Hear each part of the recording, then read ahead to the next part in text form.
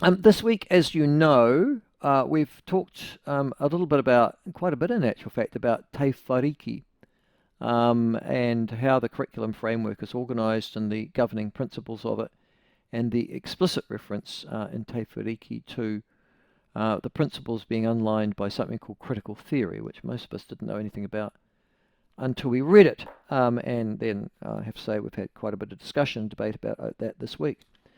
But also this week, and perhaps more, well, I don't know, perhaps more important, I don't know that you can indoctrinate 3 or 4 year olds, so good luck on that one. There has been the decision, or at least there has been the controversy, of Education Minister Erica Stanford being involved in making a final decision, it appears, with a whole series of conflicting advice about reading materials for 5-year-olds, those sort of primer books, if you like. And Erica Stanford has ruled that one of the 27 books that already contained Maori words, I think was called At the Marae, I've read it now, that contain Maori words should be resized as a big book and not would be reprinted as a reader. She also told officials to ensure that Maori pronunciation was explicitly taught from children's second year of school, which is a first for the English curriculum. Having said that, I have to say, as I said, the Maori Principals Association have regarded this as nothing short of an affront and an attack upon the Maori culture in this country, and indeed upon Maori educators, and have likened it to apparently the very worst. They've called it an act of racism. The Association of Maori Principals Association, Bruce Jepson, said that it was an attack on Maori, and that was an act of white supremacy, quote unquote. It's an act of racism. It's a determined act to recolonise our education system, and it sends a very dangerous message and is immensely harmful, and it's utterly shameful. Big words. Joining us to talk about this particular issue and what might be the appropriate reaction to the Minister's actions is the Professor of Education, or a Professor of Education at Auckland University, Professor Margaret Mutu, and she joins us now. Professor Mutu, Margaret, lovely to have you on the show. Thanks so much for joining us. Yes, kia ora and good morning, Michael. I'm a Professor of Māori Studies, not of Education. Oh, Professor of Māori Studies. Okay, cool. You're also an iwi leader, though, too, aren't you? For one of the iwi up north? Of Ngāti Kahu. Ngāti Kahu, right. And you were are you part of that wider claim? I mean, I'll get on to the other thing, but I was just interested. Are you part of that wider claim with all of the northern iwi as to whether or not Shane Jones wants you all to go in the same tent, and are you one of those who wants to form your own treaty? No, that's Ngāpuhi. They're further south. Further south. We're way up in the far. Yeah, we're way up in the far north, up round Mangonui, round Kaitaia. Oh, okay. So that's where we are. Yeah. And Oh, Ngāpuhi I did not know that. So Ngāpuhi don't extend that far north. Oh, no, they go up to the Maungataniwha Range, and then north of that you have Ngāti Kahu, Te Raroa, Te Aupuri, Ngāti Kuri, and Ngai Takato. So there's 5 iwi north of Ngāpuhi. Have you settled with the Crown yet? No. We're like Ngāpuhi. Oh, right. So you want to settle as a collective rather than as individual iwi?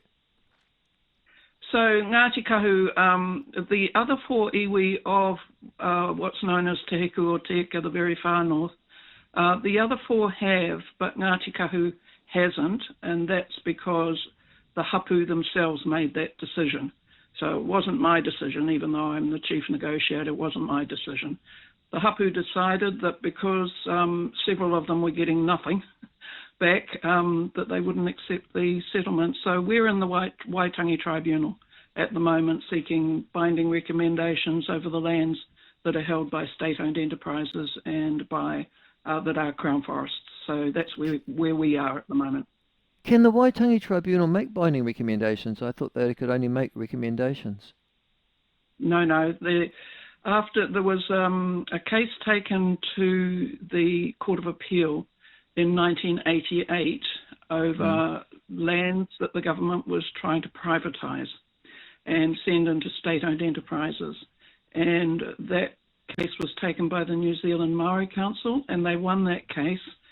The outcome of it was a negotiated settlement between the New Zealand Māori Council and the government that if the Waitangi Tribunal upheld a claim over any of those state-owned enterprise lands, then they could order those lands to be returned and there was no right of appeal. Oh, wow. I didn't realise that it was quite that clear and cut. Okay, thank you for explaining that to me. Yes, it is.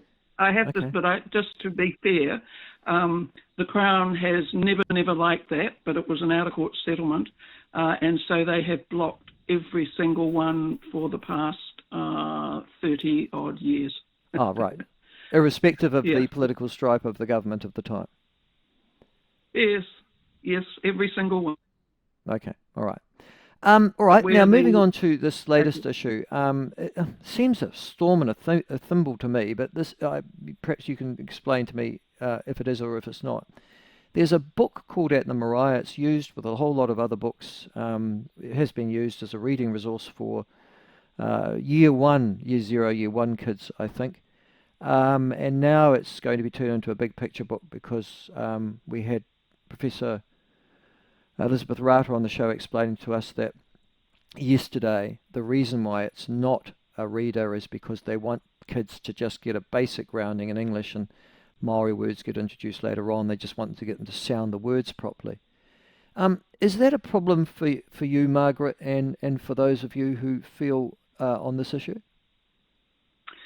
So my background is I am a linguist. And the problem I have with this decision, there's actual several reasons why I have a problem. But the first thing is around the nature of New Zealand English.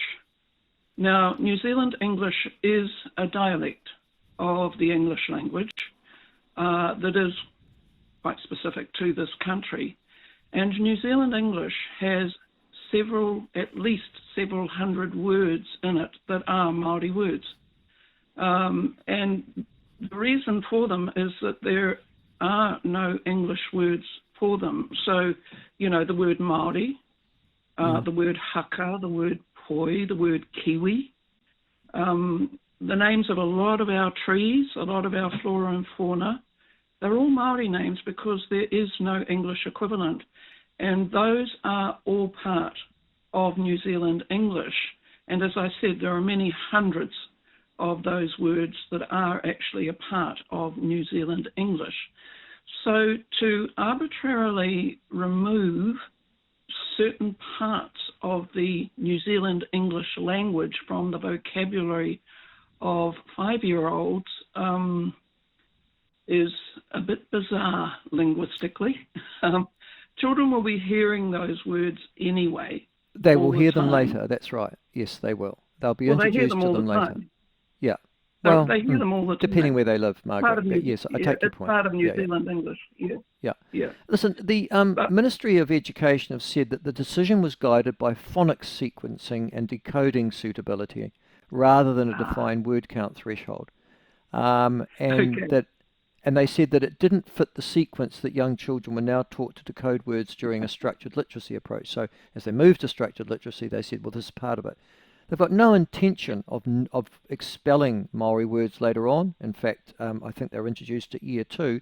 They just want that clear in year 1, the way in which they're going to do so.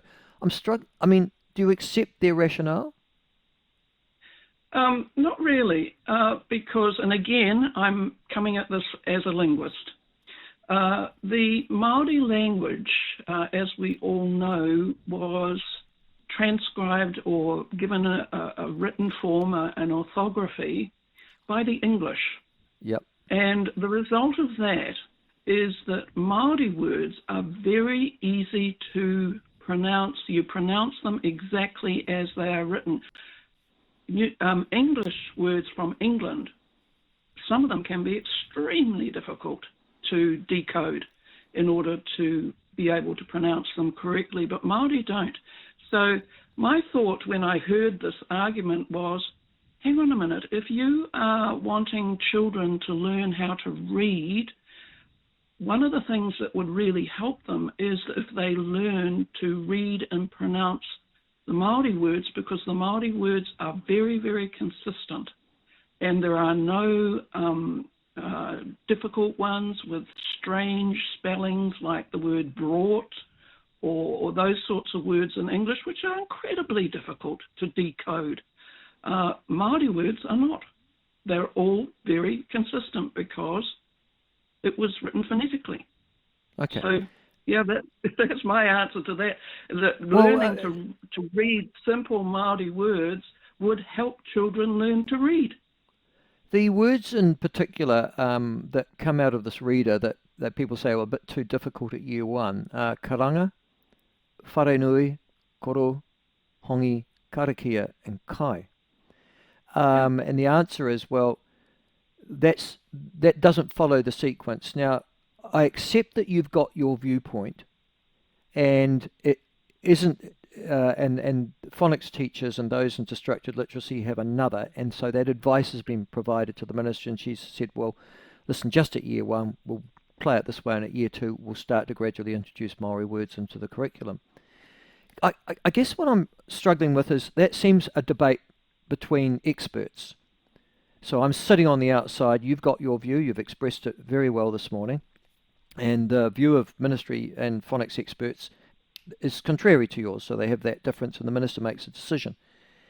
Is that really justify the argument, do you think, of Mr. Jepson, that this is a straight out act of white supremacy, an act of racism designed to recolonise our education system?